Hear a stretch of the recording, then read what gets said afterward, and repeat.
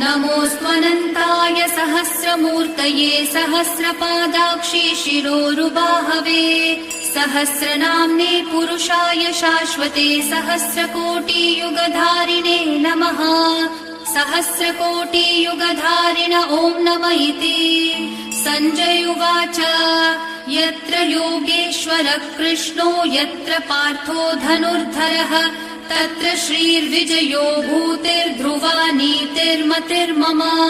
श्रीभगवानुवाच अनन्याश्चिन्तयन्तो माये जनाः पर्युपासते तेषाम् नित्याभियुक्तानां योगक्षेमं वहाम्यहम्।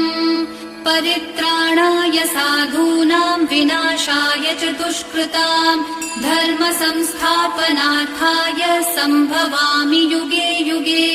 आर्ता विषण्णा शिथिलाश्च भीता घोरेषु च व्याधिषु वर्तमानाः संकीर्त्य नारायण शब्दमात्रम् विमुक्तदुःखाः सुखिनो भवन्तु।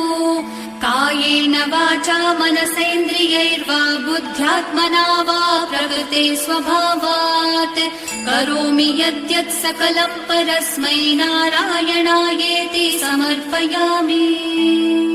श्रीविष्णु सहस्रनाम स्तोत्रम् सम्पूर्णम्।